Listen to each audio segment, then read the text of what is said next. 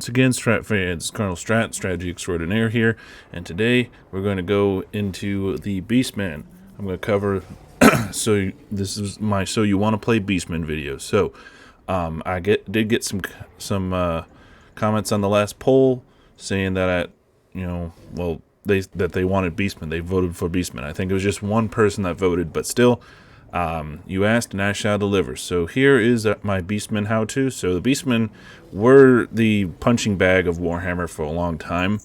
I mean, back when they first got released, they didn't have a lot of flavor.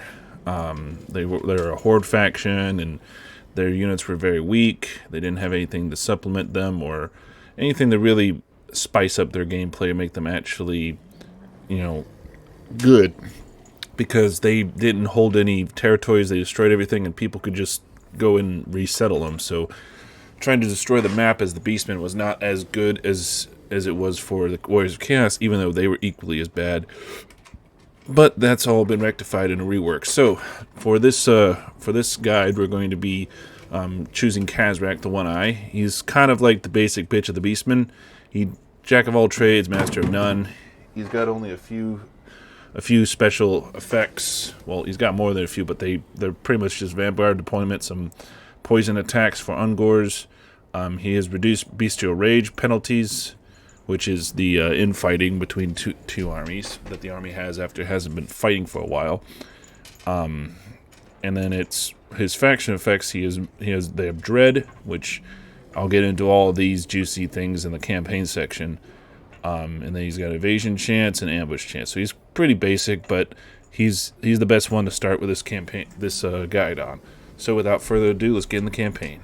Alrighty, so I do apologize, Strat fans. There is an issue with my computer's sound for the game. I hope it doesn't occur on my on my end for me talking, but I do apologize for that. I'm trying to figure out the issue. My computer's old, so maybe it just could be just that or a driver issue. I got to do some things. Anyway, let's get into let's try to make the best of it, even though it's going to glitch out intermittently.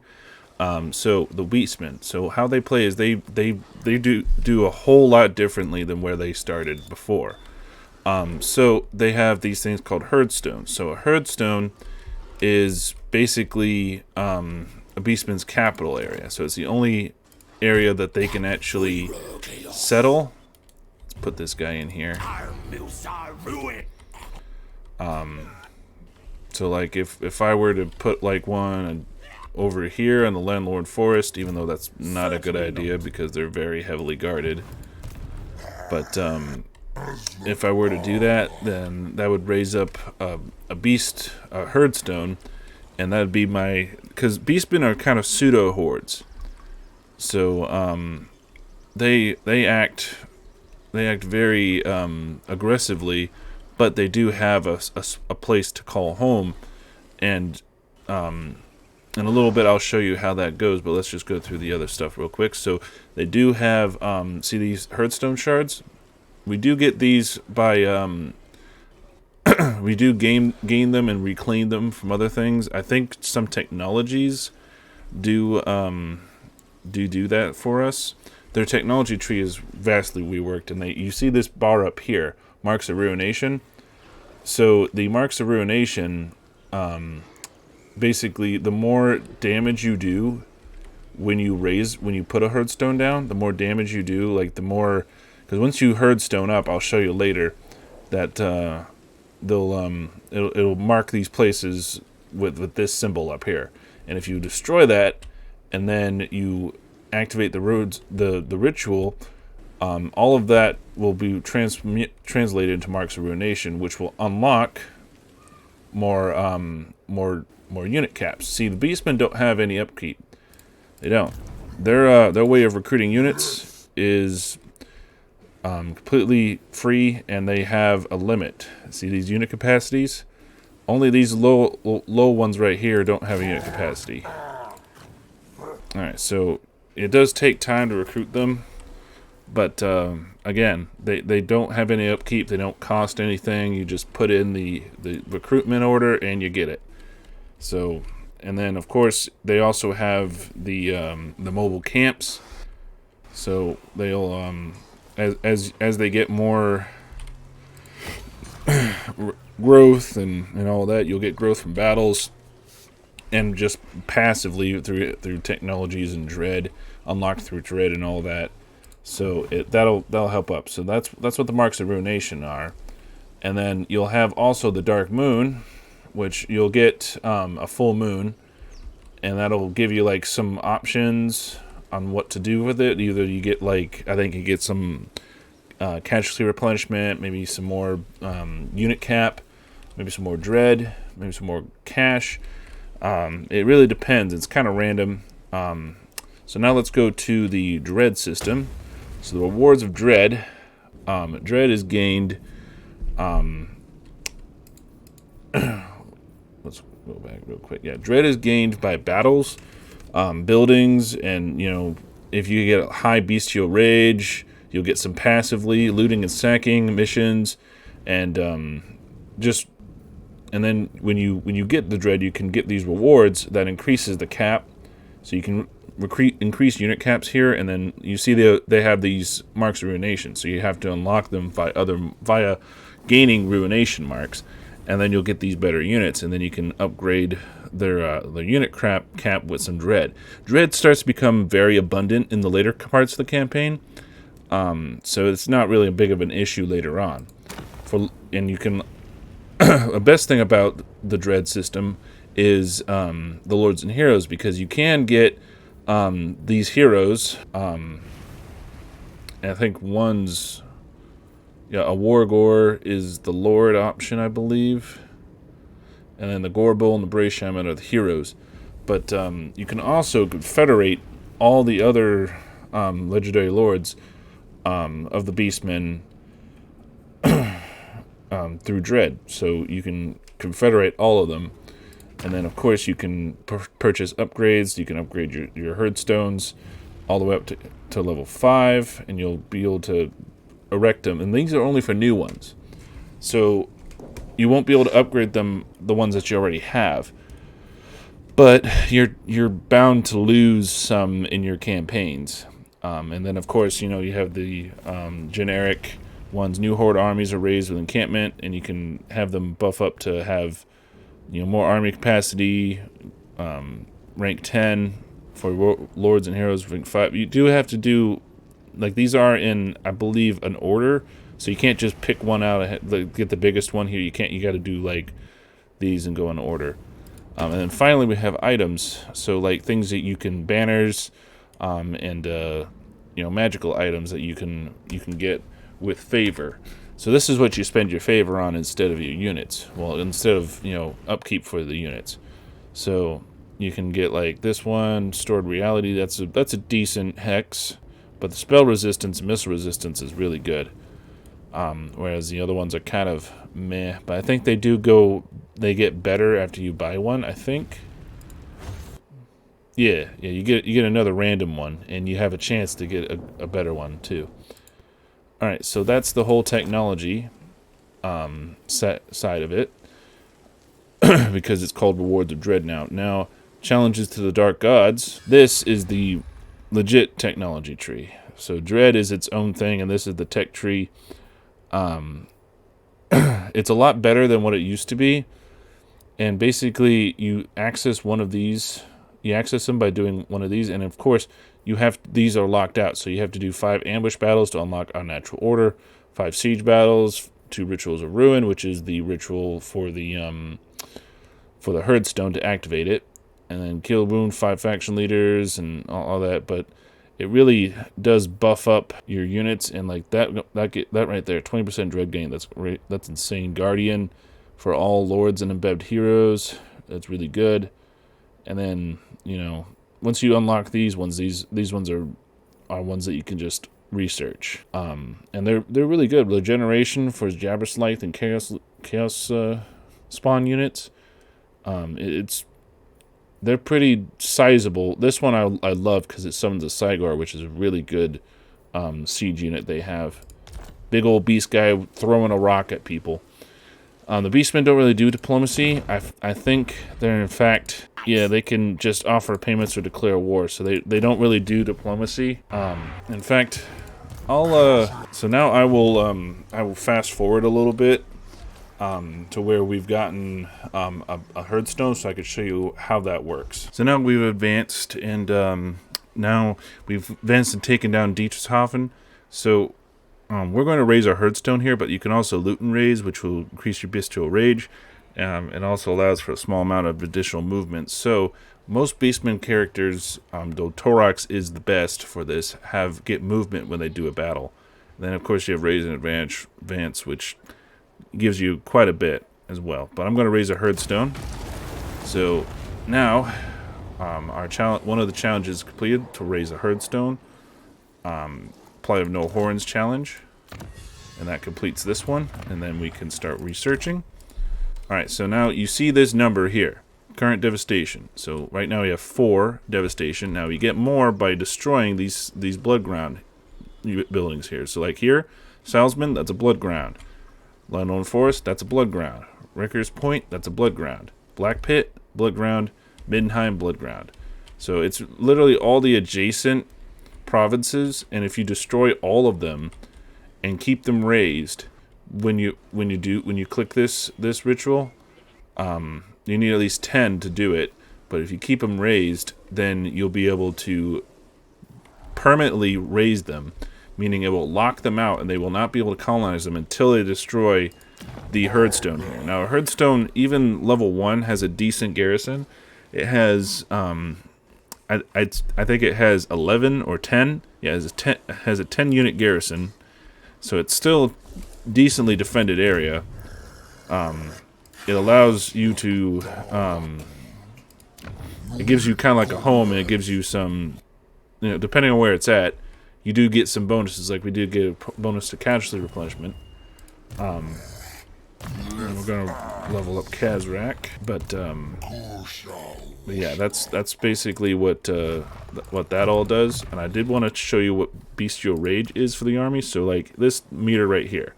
So if Bestial Rage is up here, then it's good. It means that it's going to be getting it's going to increase its growth. That means you're going to get more growth for the Horde right here.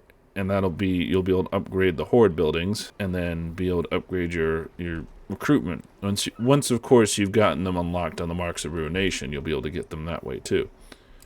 And if you let it, you just have to win battles for this to go up. But once you get up to 80, it'll cap out at 100, and then it'll get a whole lot of growth and replenishment. But if you let it sit too long, it'll go from offering growth to being severely affected, and then underneath that it starts to like have attrition. So you have to fight as the Beastmen. You can't just not fight. You got to put in some fight, or else it's just not going to really. It's not going to be good for you. Now we did get some dread with that as well, and we're close to. It'll tell you when you can activate one thing, because these will show like 1, 2, how many things you could do. But yeah, that's pretty much the campaign side. Beastmen are a lot more centralized of a faction, but the perk is they could choose to go anywhere.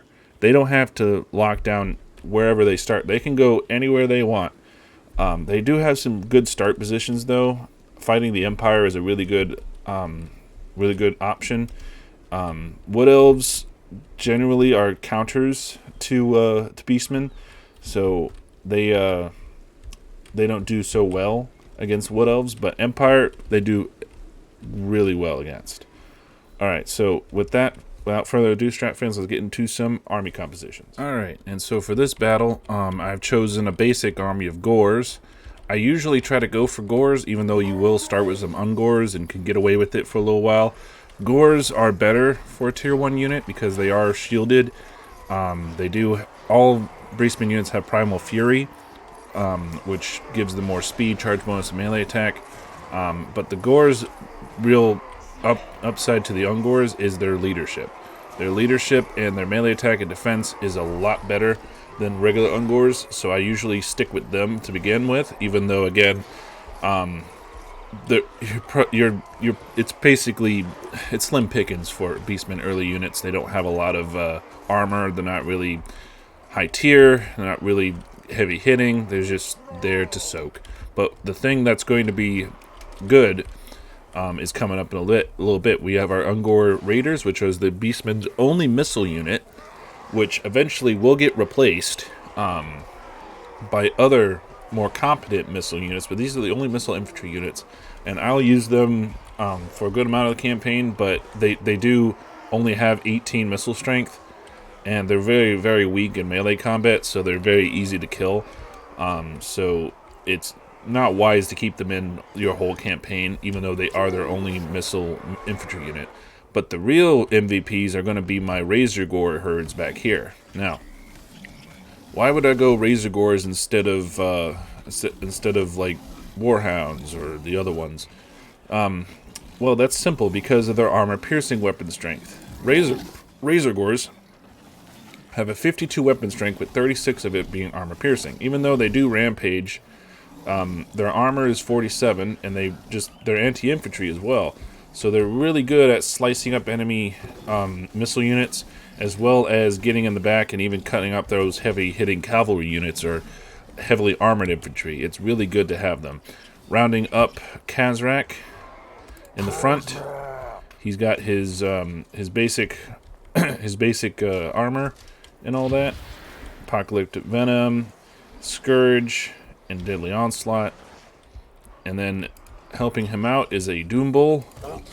I'll usually get a Doom Bull as soon as I can as well, because Doom Bulls are very good melee infantry, well, melee heroes. 100 armor, Blood Greed, which is a really good ability that they get. And I believe the intensity it goes up with more kills, up to 20% for armor piercing damage, 15% for charge bonus, and 16 for melee attack. Plus, you know, they have some natural missile resist. They have siege attacker and courage, and just an ungodly weapon strength. Then raining it out with some magic is my Bray Shaman. I usually pick Shadows or Death. I went Shadows this time. Lore of Beasts is not really good, and Lore of the Wild is not really good either. Shadows right now is like very powerful in the game, so I usually pick Shadows or Death, even though Death isn't as powerful as Shadows. So without further ado, we're facing a Empire army, a Tier 1 Empire army. Let's get right into the battle. All right. All right, so we're gonna charge right in.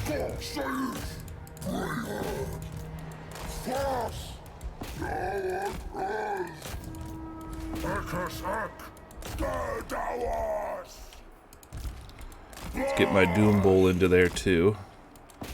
Start supporting. Let's get my my Razor Gores on the sides. I'm gonna cut up these missile calves. Oh shit! I forgot I had that guy too. All right, let's go kill him with the Razor Gores, and then of course we're going to do some magic. Try to help them out. Pop his cooldowns.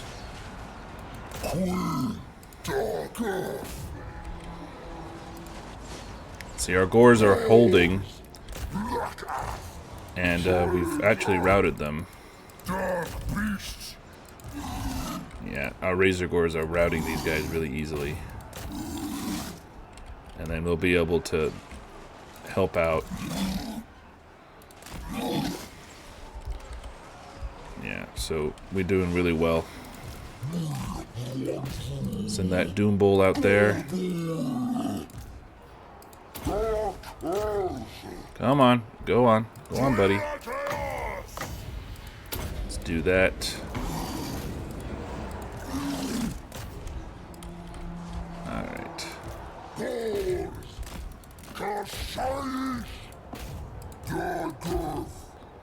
Thing is, right now they don't have a lot of armor piercing or heavy missile damage. So we're really able to one-up their archers because of that fact. Plus, Beastmen have a lot of superior speed to Empire units. So yeah, we're doing really well because of that. We've done a lot of damage. Our Gores have taken a beating, but not as much of a beating as before because, you know, again, we rush them. Beastmen don't perform well in a defensive strategy. They're very offensive. They don't have a lot of melee defense. They have more melee attack. So they're really good with that. Alright, and just in 2 minutes, we've routed the enemy army. Alright, and then with that, let's go on to a tier 2. Alright, and now we're back with a tier 2. So, what I've upgraded from tier 1 is, for one, the Gores. They're still Gores, but this time we've traded out their shields for 2 axes, increases their melee attack, reduces their defense, but it embraces their role of being charge in first, let's get wrecked infantry. We've replaced our Ungore Raiders entirely with Centigores, with throwing axes. One of the best units that the Beastmen have, in count of how fast they are with 84 speed. For this early in the game, that's unheard of. They also have 32 missile strength. That's also 22% of it is armor piercing. So they hurt really bad. They hurt the enemy real bad. And they're very fast. They have Vanguard deployment, and they can fire while moving, and of course, then they got Rowdy, which means they get perfect vigor whenever their leadership is higher than wavering. So they'll always have perfect vigor. So that's great to have. Now, we also kept our Razor Gores, because again, Razor Gores are really good with their 52 weapon strength. They're just not as fast as Centigores, but the Centigores are going to up our melee, our missile strength, our armor-piercing missile strength insanely. We topped it off with a Manicore because needed something to fill the ranks, and it is a decent melee unit. It can tear up some of the back line. Of course, we have our Doom Bull upgraded with his abilities. The Bray Shaman, this time he's got a couple more, including his Wind Spell. And both him and Kazrak are on a chariot. I believe he's on the trying to remember, Tuskor chariots, which they're good, but chariots I don't like to have because you have to micromanage them a lot. But that's his only mount option. So again, we're going up against a Empire army, so let's get started. Alright, so again, we're going to go up and fight these Imperials. Close the gap as fast as possible, because we need to be able to get around so we can go get these guys.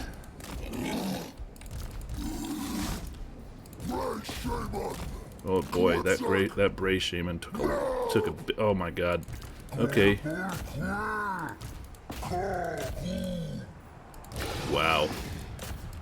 Let's also try to take care of these guys.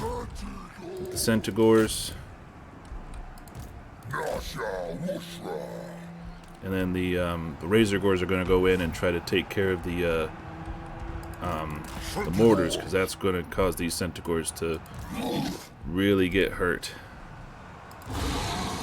Let's take out their guys back here, because again, that's Centigores are getting beat up. Yeah, dismount them from that. We can dismount them from the siege artillery. That'll help a long way. Dark beasts. Alright, Razor Gores, send them in. Pop his stuff. Dark beasts. Centigores. Keep clear. Alright. And then of course, now that the Centigores can free reign, hit the guys. Where's that other Razor Gore at? Oh, they're in the thick of it here. Alright, we'll just leave them there.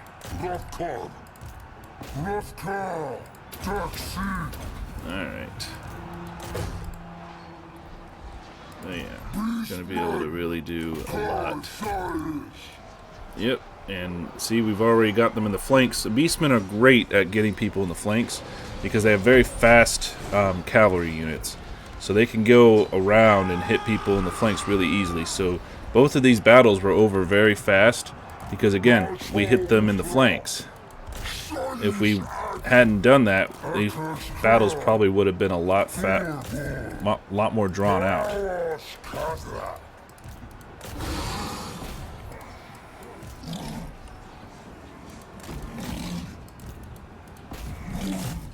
So yeah, there we go. 3 minutes took to defeat that army.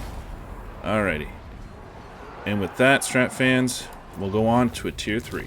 Alright, and finally, for the final army composition, we got a lot of changes, in fact. First, let's start off Kazrak. He's got himself on his Razor Gore chariot, which is a lot better than the first chariot. And then our main line has been upgraded to Bestigors. Now, Bestigors are really good because they have a lot of weapon strength. They still have a decent speed for, you know, heavily armored unit. They're 95 armor, so they're very persistent to non-armor piercing attacks. But by this stage of the game, usually most enemies do have armor piercing, but Bestigors still have a high weapon strength, which means they're really good. Good melee attack, decent defense. They're a really good unit overall. Our Doom Bull, of course, has all of his buffs as well, and then on top of that, we do have some special units. Like this one here is Korok's Man Rippers. I believe that gives them Woodsman and Charge Reflection, as well as gives them some bonuses to leadership and to melee defense, because they're halberds instead of like full-on axes, great axe. So now you've seen in the back we have Minotaurs with great axes.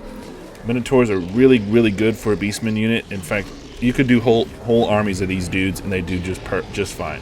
They have all of the things like Gorbull has, but like in a unit. So they're really, really good. High damage, a decent speed for being big hulking cows. And then we have a bunch of monsters. 2 Jabberslights. One is a Regiment of Renown. This one here. We'll look at the regular Jabberslythe here. Very good. Magical attacks at poison, anti-infantry, armor piercing, 60 armor. They have Aura of Madness, which causes damage to combatants just by having it there. They also have spurting vile blood, which, you know, it's a poison. Woodsman, missile resist. They're very good. And then supporting them is Gorgons.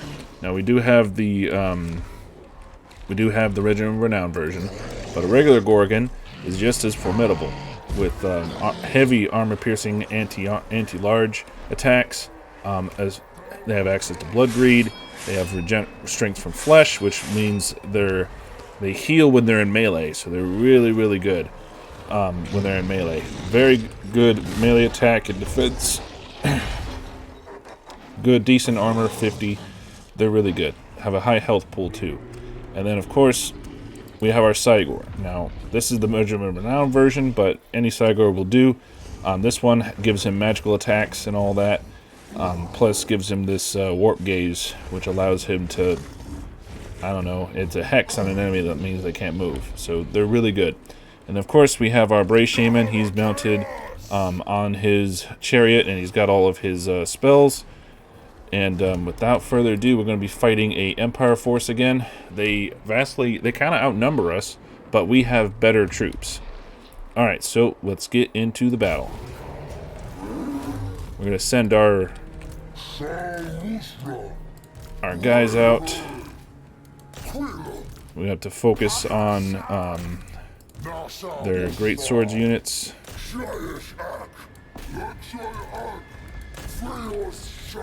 And then let's break through. Go for the Reichsguard. And it's easy for these guys to break through.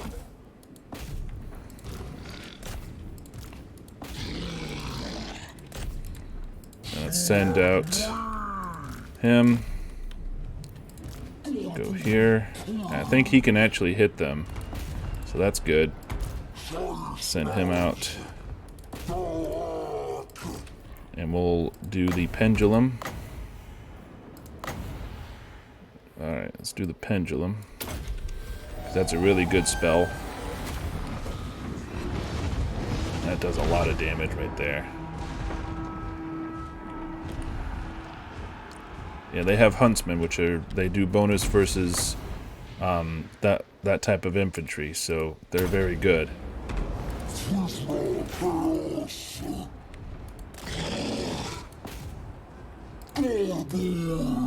Let's get our Brace Shaman and get him out of there.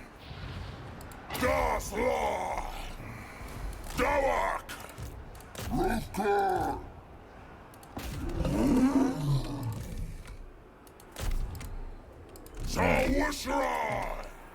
Let's activate my guys' abilities. Again,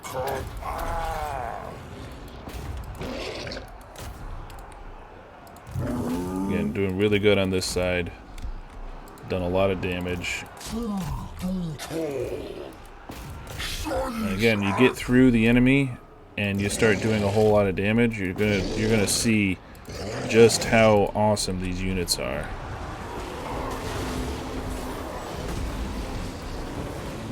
Gorgons are really good, really fun to use too.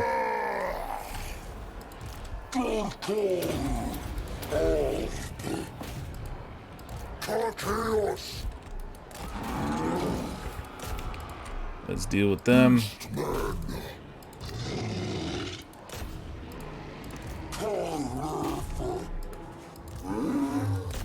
Yeah, we gotta keep moving. Come on, keep moving. Cloven ones.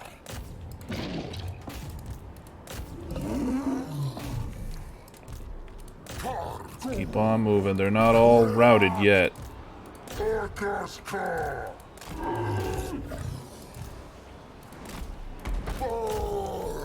We gotta keep moving on them and get the army losses. There they are. And there's the army losses. Having units that cause terror in your army help. Yeah, that was great. Ugh, man, that Gorgon is insane. But yeah, that'll do a tier 3 army, and that's a decisive victory. Now, that'll conclude our army composition, Strat fans. Alrighty, and that concludes our Beastmen guide today. So I hope you guys enjoyed, and I wish you the best of luck in your Beast campaigns and scouring the world of the filth of man. Now press on with your Cloven brothers to bring destruction and mayhem to the world of men and elf alike. So I hope that this helped you out on your warpath, Strat fans. And without further ado, keep it strategic, Strat fans. Colonel out.